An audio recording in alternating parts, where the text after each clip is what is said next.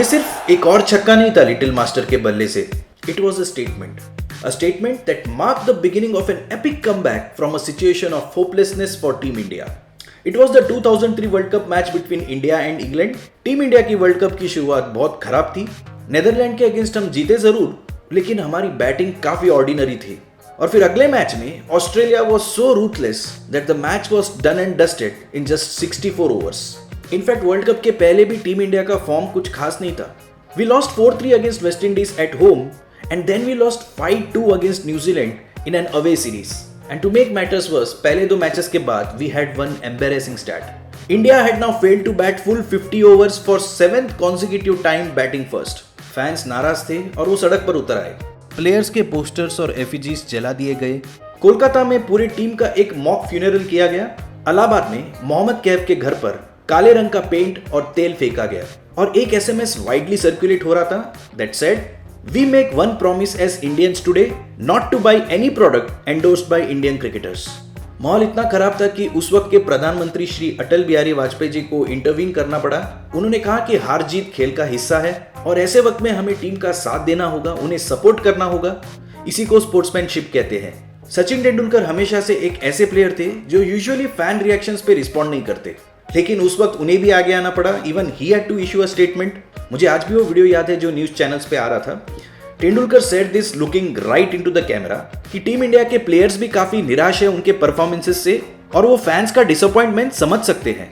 उन्हीं फैंस का सपोर्ट बहुत इंपॉर्टेंट है और टीम इंडिया भी हर मैच में आखिरी बॉल तक फाइट करेगी. India then went on to win comfortably against Zimbabwe and Namibia and more importantly India ने दोनों मैचेस में पूरे 50 ओवर्स बैट किए. So yes, there were signs of recovery, but the real test was yet to come. First against England and then against Pakistan. अब ऐसे pressure भरे माहौल में इंग्लैंड के फास्ट बॉलर एंडी कैडिक ने सोचा कि थोड़ा मस्ती करते हैं, आग में पेट्रोल डालते हैं. In a pre-match interaction with the media, he said, Sachin did not play well despite his century. He is just like any other batsman in the Indian team. और बात यहीं खत्म नहीं हुई. He went on to say, I am sure if he opens, the guys will be more than happy. I would be more than happy because it gives us a good chance of getting him out early with the new ball. It was a very surprising statement from an experienced England bowler. Even a section of English media was not happy with Caddick's statements. और ये सिर्फ कोई ego clash नहीं था, stakes भी बहुत high थे. England के लिए भी ये एक बहुत ही क्रूशियल मैच था क्योंकि इंग्लैंड ने जिम्बाब्वे के अगेंस्ट उनका मैच फोरफिट कर दिया था, so they lost 4 points there. The team refused to travel to Zimbabwe over safety and security concerns. Nasir Hussain ने ये तक कहा कि he is very proud of the decision to not travel to Zimbabwe. जी हाँ, इंग्लैंड करे तो the game moves on. India करे तो डर का माहौल है, गेम खतरे में है. India is a bully.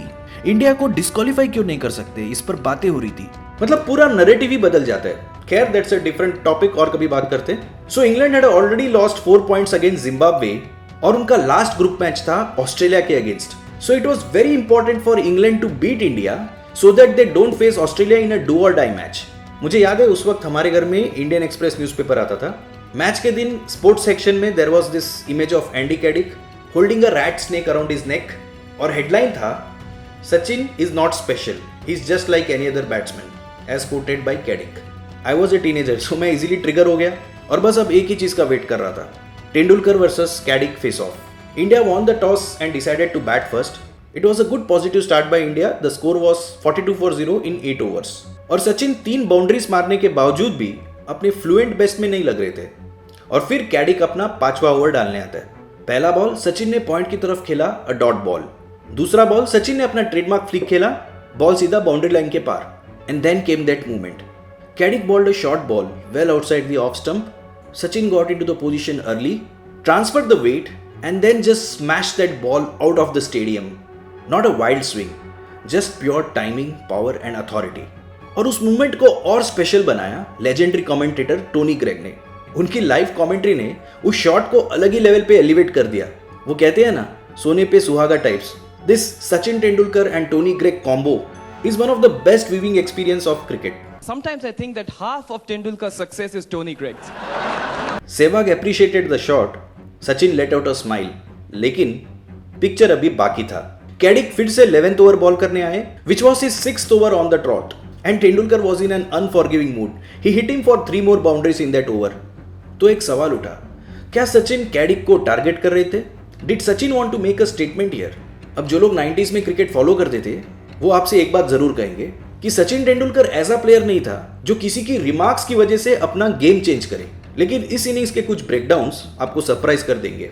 Overall Sachin scored 50 of 52 balls and when you break it down you will see that Sachin scored 36 runs of 19 balls of Caddick's bowling.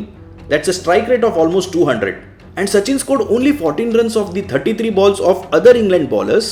That's a strike rate of less than 50. A complete domination over Caddick and a clear struggle against other England bowlers.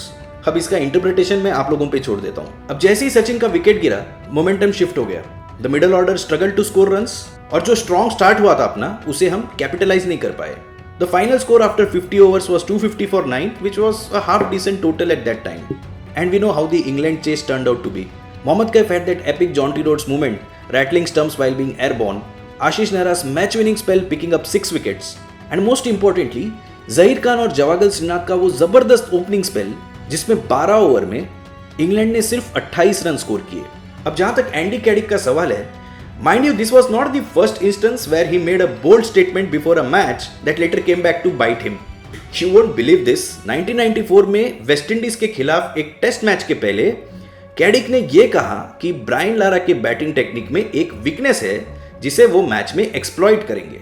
और फिर match में क्या हुआ? Lara went on to score 375 runs, the highest individual test score at that point. Coming back to the India England match, India won quite comfortably in the end. और अचानक जो team 50 over टिके रहने के लिए स्ट्रगल कर रही थी, अब मोमेंटम लेकर पाकिस्तान, न्यूजीलैंड, केन्या, श्रीलंका के खिलाफ डोमिनेटिंगली विन करते हुए फाइनल पहुंच गई। और फिर फाइनल का वो हार्ट ब्रेक। लेकिन मेरे लिए टूर्नामेंट का सबसे यादगार मोमेंट था सचिन का वो शानदार छक्का। कुछ क्रिकेट शॉट सिर्फ स्कोरबोर्ड में रन्स नहीं जोड़ते, वो यादें बना देते हैं। तो दोस्तों, आप लोग भी कमेंट सेक्शन में बताइए कि वो कौन सा पल था, वो कौन सा मोमेंट था किसी भी क्रिकेट मैच में जो आप पे एक छाप छोड़ गई। Thank you for watching the video guys. Video अगर पसंद आया तो लाइक बटन पे जरूर टैप कीजिए। सब्सक्राइब अगर नहीं किया तो please do subscribe. Don't forget to press the bell icon to get notification of my new uploads. Follow me on my social media handles and do join my WhatsApp channel.